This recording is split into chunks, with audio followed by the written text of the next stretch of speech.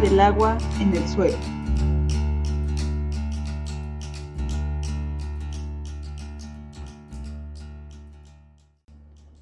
Potencial hídrico del suelo.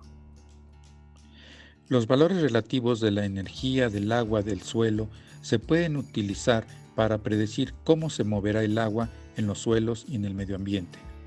Por lo general, el estado energético del agua del suelo en una ubicación particular en el perfil se compara con el agua pura a presión y temperatura estándar. La diferencia en los niveles de energía entre esta agua pura en el estado de referencia y la del agua del suelo se denomina potencial hídrico del suelo. El término potencial, al igual que el término presión, implica una diferencia en el estado energético.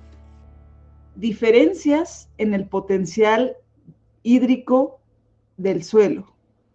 Si todos los valores de potencial hídrico considerados tienen un punto de referencia común, el estado energético del agua pura, las diferencias en el potencial hídrico de dos muestras de suelo reflejan de hecho diferencias en sus niveles absolutos de energía. Esto significa que el agua se moverá de una zona de suelo que tiene un alto potencial de agua en el suelo a una que tiene un menor potencial de agua en el suelo. Este hecho debe tenerse siempre en cuenta al pensar en el comportamiento del agua en los suelos. Varias fuerzas están implicadas en el potencial hídrico del suelo, cada una de las cuales es un componente del potencial hídrico total del suelo.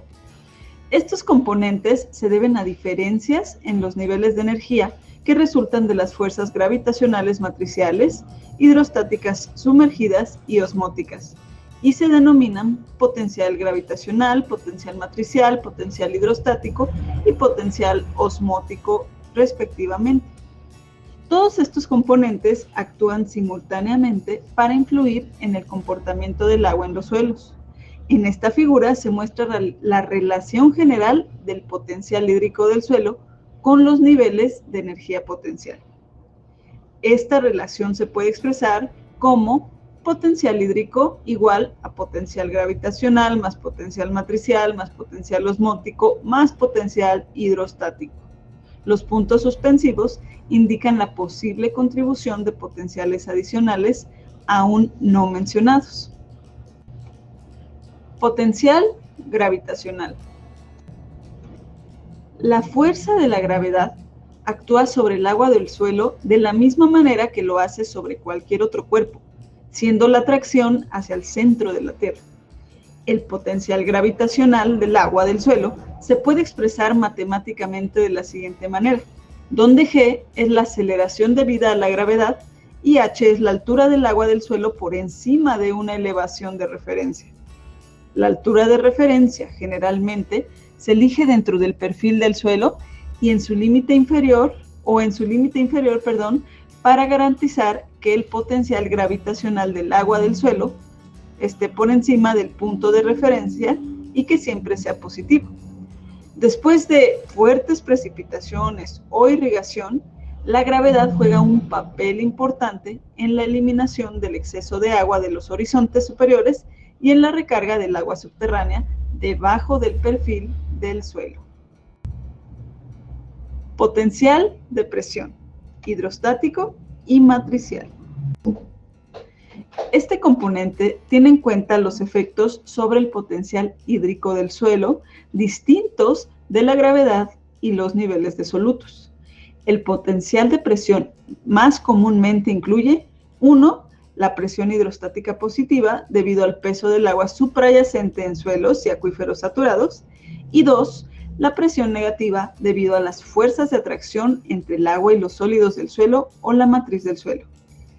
Las presiones hidrostáticas dan lugar a lo que a menudo se denomina potencial hidrostático, un componente que está operando solo para agua en zonas saturadas por debajo del nivel freático.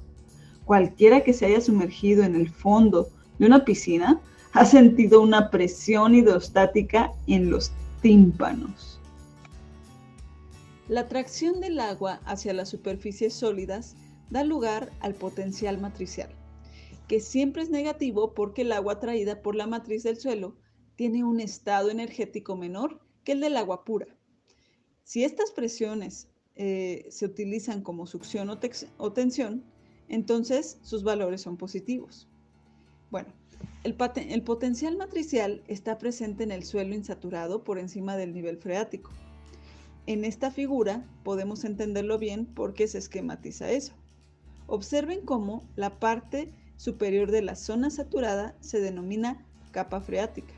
Por encima de este nivel, el suelo está insaturado y su agua está sujeta a la influencia de los potenciales matriciales. El agua que está por debajo de ese nivel, en suelos saturados, está sujeta a potenciales hidrostáticos. En el ejemplo que se muestra, el potencial matricial disminuye lentamente con la elevación por encima del nivel freático, lo que significa que el agua que se eleva por atracción capilar desde el nivel freático es la única fuente de agua en este perfil.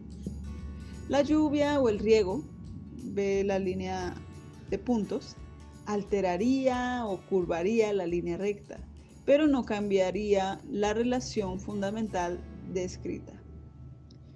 El potencial matricial que resulta de las fuerzas adhesivas y la capilaridad influye tanto en la retención como en el movimiento del agua del suelo.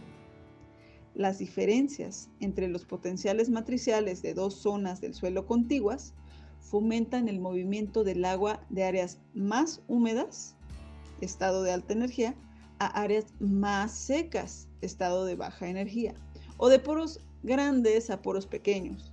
Aunque este movimiento puede ser lento, es extremadamente importante para suministrar agua a las raíces de las plantas y en aplicaciones de ingeniería.